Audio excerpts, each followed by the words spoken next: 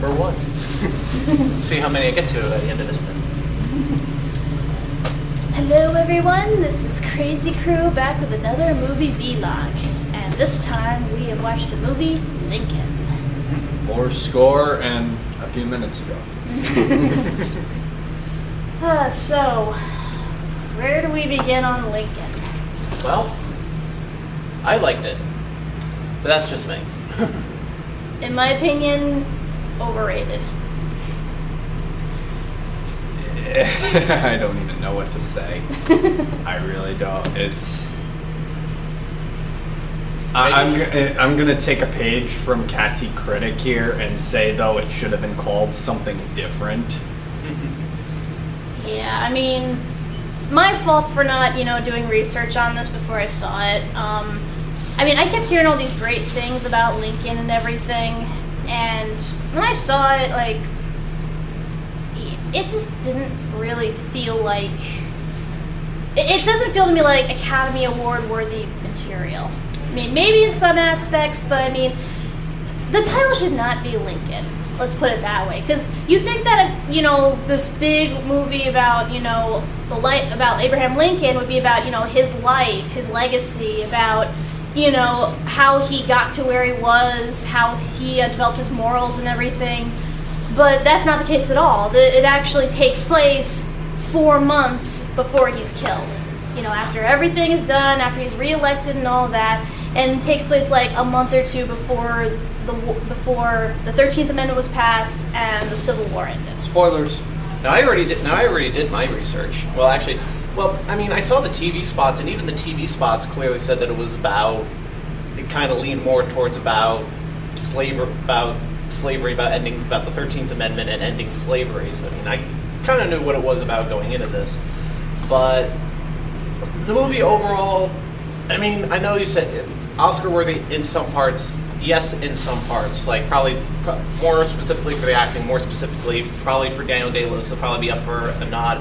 I wouldn't be surprised if Tommy Lee Jones gets a nomination in this, because he was really good in this. He was one of the more awesome parts. I loved him. The makeup work, I think, is another thing they'll probably get an Oscar nod for, because especially with what they did with Daniel Day-Lewis, what they did with Sally Field, Molly, and a bunch of the other people, which I didn't even recognize at first until the credits went. So, excellent job with that. So, I give props to that. Now, why did they call her Molly? I thought it was Mary Todd. Maybe that was her nickname. I guess. I couldn't say. I can't really say either. I think you're right on that. But I think maybe that's because it's her nickname and everybody calls her that. I mean, a lot of political figures are like that. But I will say about what you were saying before about how it should have been called something else.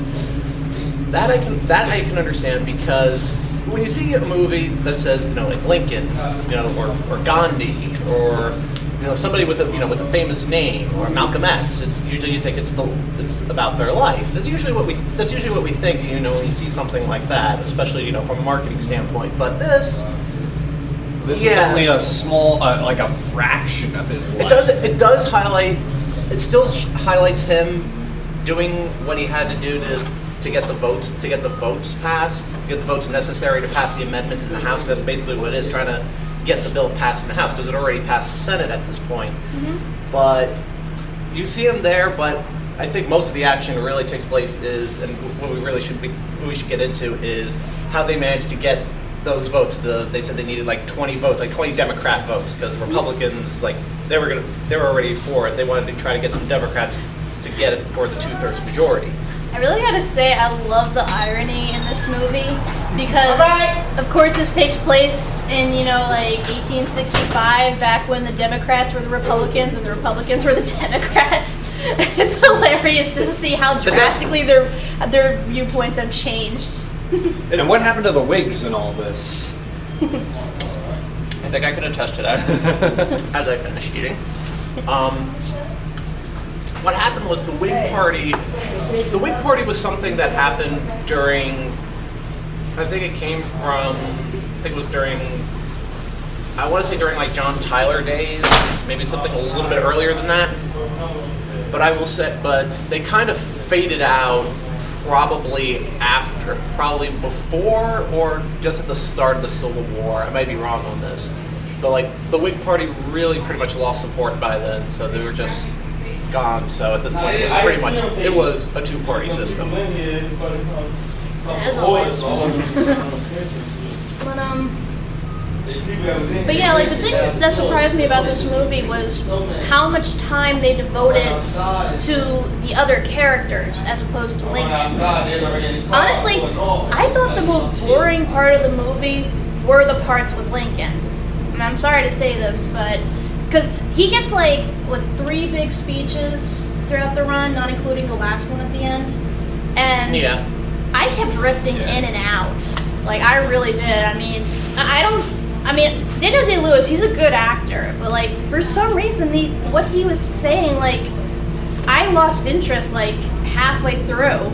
Like he had one funny story, the one about George Washington, that was pretty funny. But for the most part, like he just talked like a tired old man, which is understandable given the situation he was in. But it wasn't engaging. It really wasn't. I was more interested in, who was going to vote yay or nay, as opposed to what was going on with Lincoln.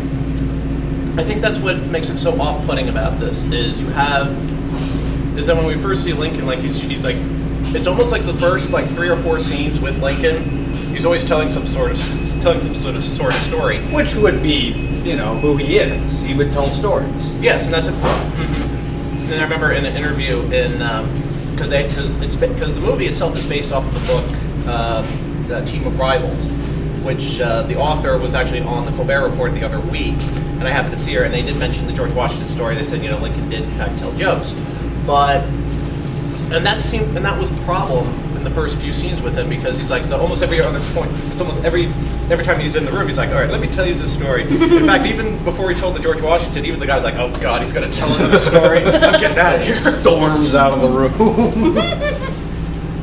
I want to say it's almost like the Grandpa Simpson approach.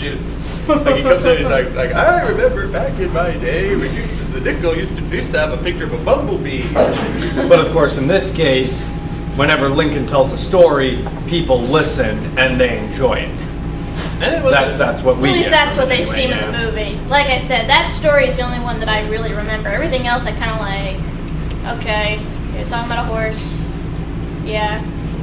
Sorry, what were you saying? Yeah. It can be very off-putting, and I can understand that. Me, I don't know. I'm different. Maybe it's because I've hanged around my grandfather when I was a kid too much and used to his ramblings, but. Yeah, and there's like certain like character arcs that they throw in there for the side characters that kind of don't go anywhere. Like, the fact, like, his wife Mary and how she's, considered like crazy and everything because of like. Not only is she crazy, she's like a criminal in a way. Like she's sort of done some backdoor things, and she's been investigated. Yeah, and basically being sort of really inhibitive to the to Abraham Lincoln's work.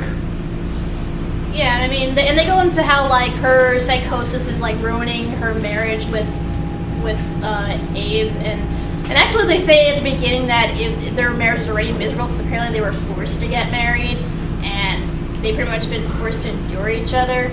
But then then after like their big fight, suddenly you see them together and they're all happy and stuff. It's like, okay, way to bring that up for no reason. Well, they kind of say that they had to excuse me. They kind of said that they had to because they're the first couple, because they're the president and the first lady, that they have to put on this visage of, saying that that they're happy, that they have to be outgoing, because as Lincoln pointed out when he was looking at Mary's dress, he was saying that as much as he doesn't like going to parties, it's a necessity. It's a necessity for the sake of for the role of being the first couple, being the president of the United States and the first lady.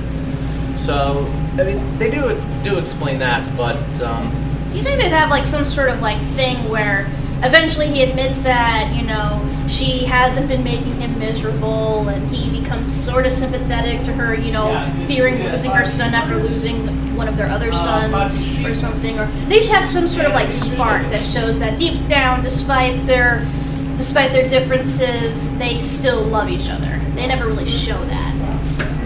And the other thing was also with his son. Yeah, Robert, played by Joseph Gordon-Levitt. Who's brilliant, by the way.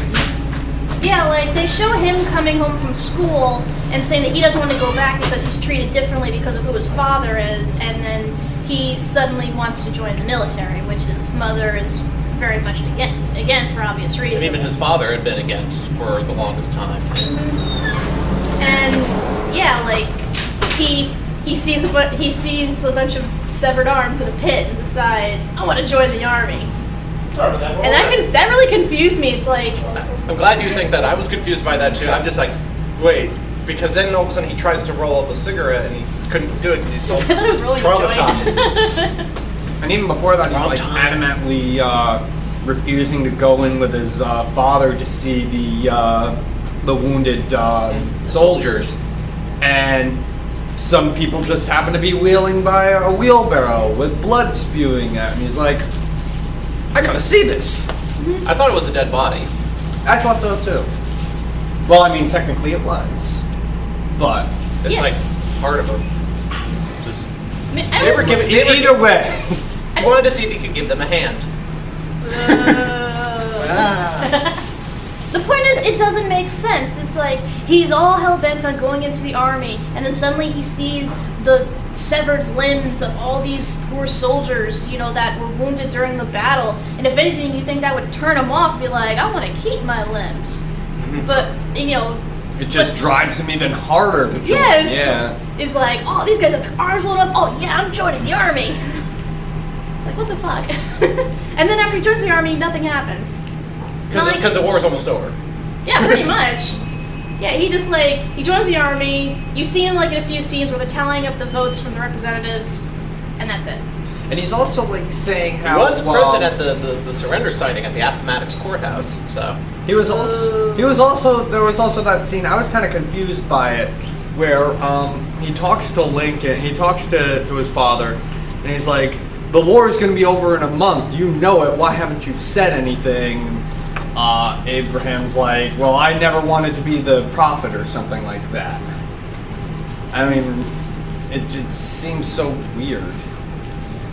It's just weird the way they try to play it off. I mean, kind of like, it's weird because you have the beginning where Lincoln is just telling Molly about her dream, about the dream. That she's on a fast-moving ship.